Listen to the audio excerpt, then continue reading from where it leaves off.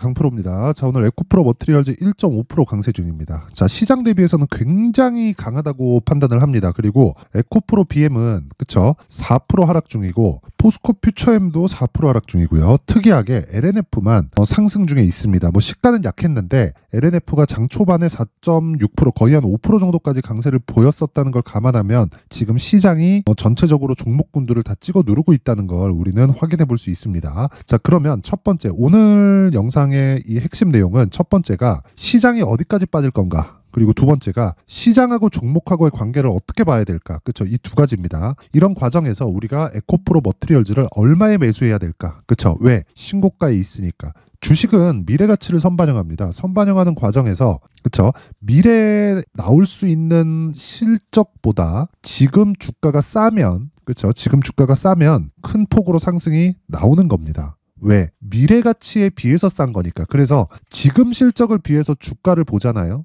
그러면 아무리 봐도 오를 수 있는 주식을 찾을 수 없어요. 한두 개 나올 수 있겠지. 진짜 막 내가 막 500개 1000개 보면 한두 개 그런 올라갈 수 있는 종목이 나올 수 있을 겁니다. 이건 그냥 과장 조금 더해서 이야기를 드리면 사막에서 뭐 바늘 찾기나 마찬가지다. 그렇기 때문에 주식시장의 본질을 이해하는 게 필요한데 그게 미래 가치를 반영하는 선반영 구조에 대해서 이해를 하자. 그게 신고가 매매의 핵심입니다. 자, 제가 왜 이렇게 신고가를 강조를 드리냐면 가격이 먼저 반영하기 때문에 그렇습니다. 그럼 가격이 반영하는 과정에서 기준이 되는 게 있겠죠. 그게 업종별, 섹터별, 테마별로의 대장주입니다. 자, 그러면 지금 당장의 시세를 보면 에코프로 머티리얼즈가 에코프로 BM보다 훨씬 더 강한 움직임을 보이고 있으니까 에코프로 머티리얼즈가 대장처럼 보여요. 그런데 에코프로 머티리얼즈가 미래 가치가 높이기 위해서는 무조건 에코프로 BM이 잘 돼야 됩니다. 그리고 에코프로 BM은 거의 한 6개월 전 작년 7월 달에 58만 원까지 올라갔습니다. 이게 시장의 평가치예요. 근데 여기서 뭘 더해야 돼요? 플러스 44조를 더해야 되죠.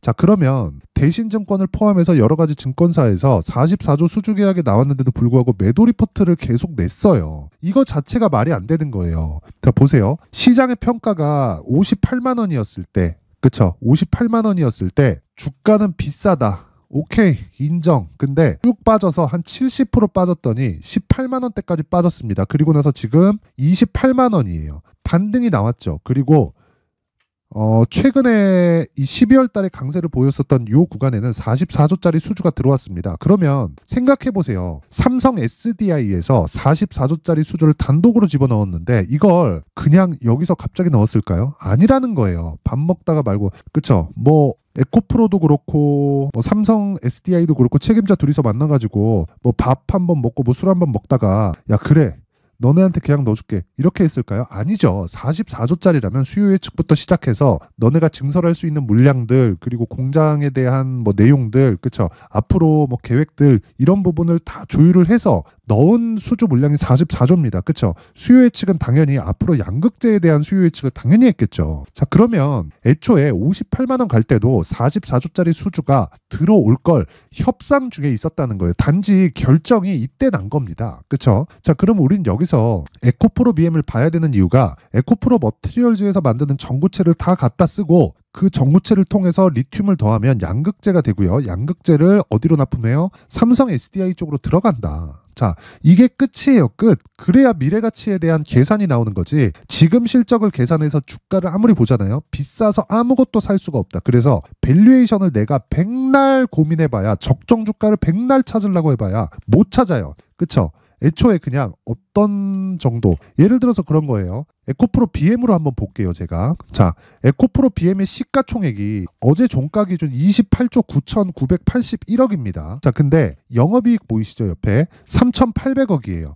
계산하기 쉽게 보겠습니다. 이거 30조로 높이고 이거 3,800억인데 3,000억으로 낮춰볼게요. 이러면 PER 몇 배예요? 100배예요. 그쵸? PER 100배인데 자, 그럼 우리가 여기서 한번 생각해 보세요. PER 100배가 싸냐? 비쌉니다. 비싼 주식이에요. 그런데 주식시장에서는 비싸지 않으면 주가 안 갑니다. 비싼 주식이 더 가는 거라는 소리는 많이 들어보셨을 텐데 그 비싼 주식에 대한 기준을 바꾸라는 소리입니다. 그게 미래 가치를 반영하는 거. 근데 지금 왜 안 올라요? 시장이 위에서 찍어 누르니까. 시장에 대한 악재 뭐예요? 태형건설을 포함해서 한국의 개별적인 악재다. 이게 아니었으면 미증시까지 지금 같이 빠져야 돼요. 미증시 빠질 수도 있는 거 아닌가요? 그럴 것 같았으면 지금 주도주가 발생하지 못했죠. 물론 애플에 대한 실적 경고다 이런 부분들이 있습니다. 근데 마이크로소프트가 뒤를 받쳐주고 있어요. 오히려 긍정적인 내용이에요. 애플까지 같이 올라가면 미증시도 가격 부담이 있을 텐데 애플이 위에서 찍어 누르고 그쵸? 상대적으로 애플에 비해서는 작은 종목이라고 볼 수 있는 엔비디아 그리고 AMD 같은 종목, 그쵸?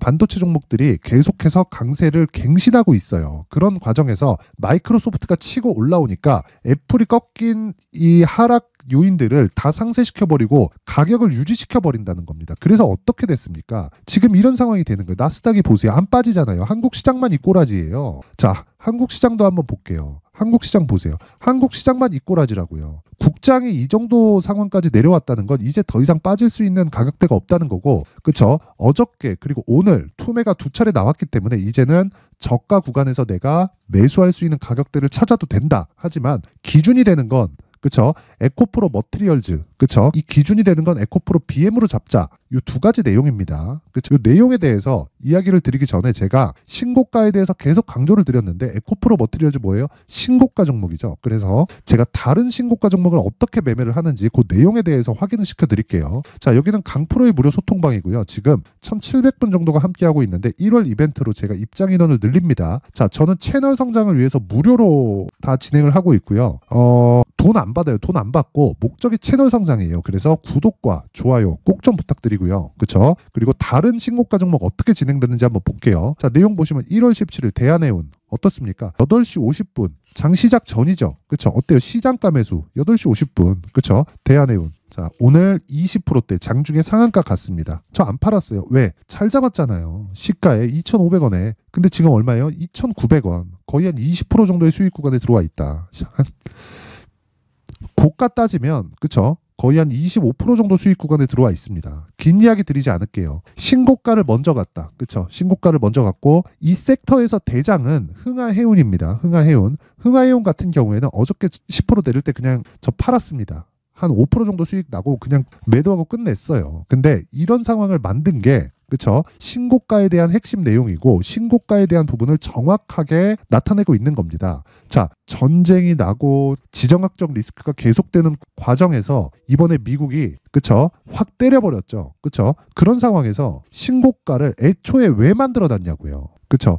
그래서 오늘 같은 경우에는 제가 후발주를 공략한 게 맞습니다. 그런데 그쵸? 제가 흥하해운에 대해서 한번 볼게요. 여기 1월 12일 흥하해운 그쵸? 어떤 식으로 봤는지 보겠습니다. 자, 보세요. 흥하해운 1월 12일 신고가 만들어 놓고 애초에 그쵸? 10월 달부터 뭔가 이쪽 중동 쪽에 불안한 요인들이 있었습니다. 그런데 6월과 7월 달에 애초에 신고가를 만들어 놨다는 거예요. 그래서 계속적으로 추적을 한 결과 매물 소화 과정을 거치고 그쵸? 돌파 구간에서 내가 매수할 수 있는 적정한 구간 1월 12일이었다. 그랬을 때 어저께 저는 매도했습니다. 오늘 그쵸? 추가적으로 상승이 나왔지만 어저께 저는 매도했어요. 9% 빠지는데 그냥 매도했어요. 근데 5% 수익에서 끝났어요. 그리고 나서 제가 흥하해운을 매수하지 않고 대한해운을 오늘 매수를 한 겁니다. 그리고 여기서 진행되는 모든 종목은 스윙으로 진행되고 최종 보유 기간은 2주 안쪽으로 잘라서 간다. 그리고 그 내용을 소통방에서 계속 진행하고 있고요. 그리고 롯데정보통신도 한번 보여드릴게요. 자, 보세요. 롯데정보통신. 자,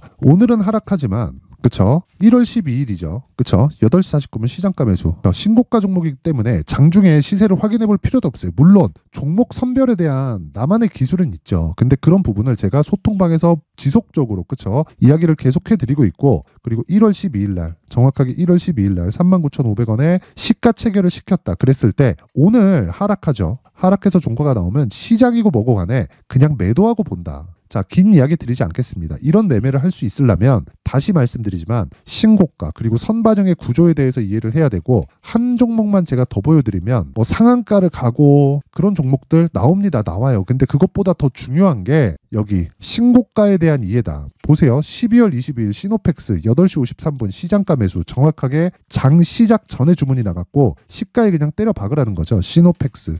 자, 내용 한번 보세요. 어떻습니까? 그쵸? 5,200원부터 정확하게 지금 8,300원. 물론 저는 7,500원 선 정도에서 다 매도를 했습니다. 이때 하락했거든요. 보유기간 얼마? 대략 한 일주일 반. 그쵸? 길게 이야기 드리지 않을게요. 주식시장에서 가격을 파악하는 것만큼 중요한 게 없다. 그래서 내가 가격에 대한 파악이 안 돼서 자꾸 막 매매가 어려워진다 하시는 분들은 이번 1월 이벤트 때 소통방으로 들어오세요. 긴 이야기 드리지 않겠습니다. 저는 채널 성장이 목적이고요. 그쵸? 돈 안 받습니다. 그래서 구독과 좋아요 꼭 좀 부탁드리고요. 상단에 있는 전화번호로 참여라고 문자를 보내주시면 제가 소통방 입장 링크를 순차적으로 공유를 해드리도록 하겠습니다. 자, 그리고 신년 이벤트 하나 더 나갑니다. 자, 제가 여기 뭐 시노펙스 그리고 아까 전에 뭐 대한해운 이런 종목들을 지속적으로 추적 관찰할 수 있는 신고가 검색기, 그쵸? 여기서 나온 종목들을 이런 식으로 매매를 어떻게 풀어나갈지, 그쵸? 수익 모델에 대한 내용을 함께 준비를 해놨는데 이 내용도요, 제가 채널 성장이 목적입니다. 그래서 구독과 좋아요 꼭 좀 부탁드리고요. 상단에 있는 전화번호로 참여라고 문자를 보내주시면 신고가 검색기 그리고 수익 모델 그리고 소통방 입장 링크까지 함께 공유를 해드리도록 하겠습니다. 자, 다시 에코프로 머티리얼즈로 돌아와서 보면요. 내용 간단합니다. 오늘 상승하고 있다. 저 시장은 급락하고 있다. 그럼 시장보다 강하다. 그런데 에코프로 BM이 찍어 누르면 에코프로 머티리얼즈도 눌릴 수밖에 없다. 근데 시장은 계속해서 약세를 보였고 약세를 보이는 과정에서 에코프로 BM은 26만 원, 제가 12월 달부터 저가로 잡아놨었던 26만 원을 훼손하지 않고 있고 26만 원을 훼손하는 상황이 벌어진다면 에코프로 BM이 자력으로 인해서 하락하는 상황이 발생하는 게 아니라 시장이 여기서 추가적으로 꺾여 눌려야 되는데 그런 상황이 발생하면 미증시가 위에서 찍혀 누르는 그런 상황이 벌어져야 돼요. 만약에 그런 상황이 벌어지잖아요. 그러면 그 조정 이후에는 주가는 수직 상승한다. 그래서 내가 시장을 토대로 그리고 에코프로 BM을 토대로 에코프로 머티리얼즈의 가격을 잡는 게 핵심 사항이라는 겁니다. 그 내용을요, 제가 에코프로 머티리얼즈의 가격 그리고 단기 보유 전략으로 준비를 해놨는데, 자, 단기 보유 전략 아까 전에 말씀드렸죠. 소통방에서 진행한 것과 같이 2주 안에 내가 수익으로 전환시킬 수 있는 내용, 그리고 2주 안에 수익으로 전환시키거나 최소한의 손해를 보지 않으려면 가격에 대해서 디테일하게 봐야 된다는 겁니다. 그러면 이 가격에 대한 부분을 어떻게 잡을지 그리고 보유 전략으로 어떻게 연결시킬지 이 내용을요 20페이지에 걸쳐서 상세하게 준비를 해놨는데 영상에서 이야기를 드리면 정말 제가 한 2-3시간 정도 이야기를 계속 해야 됩니다. 그래서 제가 이렇게 내용을 준비를 해온 거니까 양해 부탁드리고요. 시간 관계상입니다. 자, 근데 이것도 채널 성장의 목적이라서 구독과 좋아요 꼭 좀 부탁드리고요. 돈 드는 거 아닙니다. 상단에 있는 전화번호로 머티라고 문자를 보내주시는 분들에 한해서만 제가 에코프로 머티리얼즈의 가격 그리고 단기 보유 전략을 함께 공유를 해드리도록 하겠습니다. 자, 항상 긴 영상 봐주셔서 감사드리고요. 그리고 무엇보다 제가 신고가에 대해서 계속 강조를 드리고 있는 만큼 그만큼 중요하다는 거고 그만큼 이해를 꼭 해야 된다는 겁니다. 그래서 제가 12월 달부터 진행하고 있는 신고가 주도주에 대해서 그쵸? 어떤 종목인지 그리고 어떤 식으로 내용을 풀어나가야 되는지를 상세하게 준비를 해놨으니까 영상 끝까지 시청하시고요. 모든 분들이 성공 투자하셨으면 좋겠습니다. 네, 올 한 해를 뒤돌아보니까 구간별로 큰 수익이 나왔었던 종목들이 꽤 많이 보입니다. 1월 달에는 AI 관련주들이 있었고요. 그리고 2월 달부터는 2차 전지가 계속해서 강세를 보였죠. 자, 그리고 나서 3월 달이 되니까 AI 반도체 관련주들이 신고가를 만들면서 5월 달부터 시세를 큰 폭으로 냈죠. 저가부터 따진다면 한미 반도체와 같은 종목들도 올 한 해 6배 정도의 시세가 나왔습니다. 혹시라도 올해 수익을 보지 못하신 분들이 있다면요. 어떻게 시세가 움직이는지 반드시 익혀 놓으셔야 되고요. 만약에 그런 부분이 아직 준비가 되어 있지 않다면 어중간한 종목들 사고팔고 하지 마시고요. 딱 한 종목에 비중을 제대로 넣어서 확실하게 수익을 보는 방법이 필요합니다. 자, 그래서 제가 23년 12월 달 강프로의 대시세 종목을 준비를 해왔고요. 이 종목은 대기업을 상대로 안정적인 매출 구조를 갖추고 있는 데다가 이 규모가 40%를 넘나들고요. 호황기 때는 50%를 넘나드는 역대급인 이익 구조를 갖추고 있어서 대체 불가능한 기업이라고 보셔야 됩니다. 자, 지금 현재 주요 거래처는요. 삼성전자, 인텔, 하이닉스, TSMC, 엔비디아까지 모든 반도체 업체를 고객사로 확보하고 있는 상황이고요. 이 재무제표 상황을 보면요. 이익률 자체가 넘사벽인 걸 알 수 있습니다. 넘을 수 없다는 거겠죠. 첫 번째 급등 포인트를 보면요. 앞서서 보여드렸었던 실적은요. 23년도 개화 시기에 접어들었었던 AI 반도체의 실적이 포함되지 않은 실적입니다. 자, 그런데 올 한 해 개화 시기에 접어들었었던 새로운 반도체의 실적치가 더해지면요. 질적인 성장보다 양적인 증가가 함께 이루어지게 되고요. 그런 부분을 한미반도체가 이미 시세로 보여줬죠. 저가부터 6배 강세를 보인 상황이 있습니다. 강프로의 무료 소통방이죠. 어떻게 매매를 했느냐. 5월 25일 날 그쵸? ISC를 49,800원에 매수를 했고요. 자, 그리고 나서 2달도 되지 않아서 한 100% 정도의 수익을 만들어냈습니다. 자, 근데 6월 2일 날 내용 한번 확인해 보시면 자, 한미반도체 26,000원까지 올려서 잡겠다는 내용이 있죠. ISC와 함께 새로운 반도체 관련 종목입니다. 이때 당시 가격이 25,650원이었는데 그냥 올려서 잡으라는 거겠죠. 지금 현재 한미반도체 가격이 62,000원인 걸 본다면요. 항상 주가는요. 신고가 이후에 공략하는 것이 좋고 그랬을 때 단기간에 100% 수익이 가능한 구조를 만들 수 있습니다. ISC도 그렇고 한미반도체도 마찬가지예요. 당연히 에코프로도 마찬가지입니다. 두 번째 급등 포인트를 보면요. 자, 개인용 PC를 비롯해서 서버, 클라우드, 그리고 우리가 사용하는 스마트폰까지 기본적인 PC 구조와 동일하고요. 새로운 반도체의 구조도 동일한 구조를 갖추고 있습니다. 자, 근데 한미 반도체의 상승 이유도요. 이러한 구조가 동일하게 진행되기 때문이고 이 구조는 절대로 바뀔 수가 없습니다. 11월 달에 새로운 뉴스가 나왔습니다. 자, 온 디바이스까지 더해지면 비메모리의 사용처는 계속해서 증가할 것은 너무 당연한 이야기고요. 그런 부분을 감안했을 때 이 기업은요. 질적인 부분에 대한 성장이 아니라 양적인 증가까지 이룰 수 있는 상황이 된 겁니다. 한미반도체의 시세를 보면 아직은 굉장히 저렴한 상태를 유지하고 있고요. 세 번째 상황을 보면요. 엔비디아의 실적인데요. 이건 올해 초 대비해서 4배 정도의 상승폭이 나왔고요. 그 주가도 그 정도가 당연히 올랐죠. 주식 투자를 할 때는 예상하는 게 아니라 확정치를 보고 매매를 해서 수익을 낼 수 있어야 됩니다. 앞서서 제가 보여드렸었던 내용인 자, ISC도 그렇고요. 한미반도체도 그렇고 확정된 내용이 있었죠. AI에 대한 개화 시기에 맞춰서 삼성전자와 SK 하이닉스가 강세를 보이는 구간이 있었고요. 엔비디아가 강세를 보였습니다. 자, 삼성전자도 그렇고 하이닉스도 그렇고 엔비디아도 마찬가지고요. 생각해 보시면 세력들이 어찌할 수 없는 정도의 사이즈를 가지고 있는 그런 종목들이죠. 그렇기 때문에 제가 계속해서 이야기를 드리는 겁니다.